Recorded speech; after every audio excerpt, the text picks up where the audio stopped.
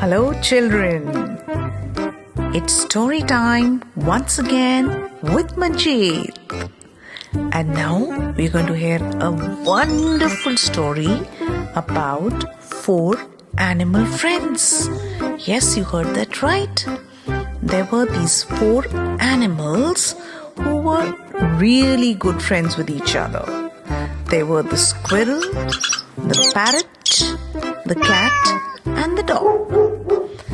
They all lived in Uncle Sharma's house at the top of a hill. And while they loved to party, Uncle Sharma did not. He had very few friends. Very few people came over to visit him. So there was no music, no party, and no dancing in Uncle Sam's house. So there was no particular reason for Uncle Sam being that way, I guess he was always that way, and sometimes people really have no reason for being the way they are. And that was the way it was with Uncle Sharma. Now what to do in such a situation? The squirrel would scramble up the tree and watch a party at a neighbor's house. The parrot would fly very high up to see those picnickers in the nearby garden and imagine he himself was in that party. The cat would meow at the hip-hop hopping street dancers, and the dog would go on into his kennel and practice some really smart secret moves. Well, that's the way they used to party, but individually, one-on-one. And now Uncle Sharma was a very nice man, and he had some rules. From 7 to 8 in the evening, he would watch some television. And 8 p.m., lights out. So one day, there was a music show running on the television. And Uncle Sharma, while watching the music show, well, it looked as if he just dozed off.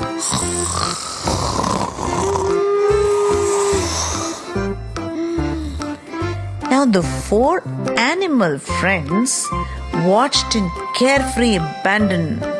They just enjoyed those characters on the screen doing some wonderful dance moves.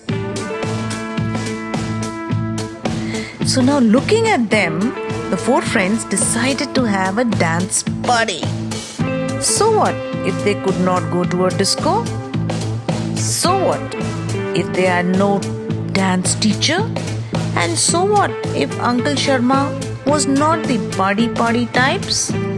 Where there is will, there is way. Yes, children, repeat after me. Where there is will, there is way. So off they went to have a great dance party. Ouch! The squirrel jumped onto the dining table, imitating the dancers on the TV. And that's how she went. Hey, hey, hey, hey. Can you do it? I can do it. Can you do it? I can do it. Follow me. And the rest of her 3 friends joined in, and there was great dance. Now the parrot fluffed up his feathers and jumped on into the dance, matching step by step with the squirrel and the other 3. He also went, hey, hey, hey, hey, hey. Can you do it? I can do it. Can you do it? I can do it. And the others all jumped in, and then the party became merrier and merrier. And then the cat came preening in now. How would she be left far behind? And she too went in. Hey, hey, hey, hey, hey. Can you do it? I can do it. Can you do it? I can do it. And there they all went dancing. And in came the dog, now swinging merrily and matching steps with all the other three. And then that's how they all went together. Can you do it? I can do it. Can you do it? I can do it. And the party went on, and no one realized that Uncle Sharma had woken up from his nap and he was watching the animals dance with strange eyes.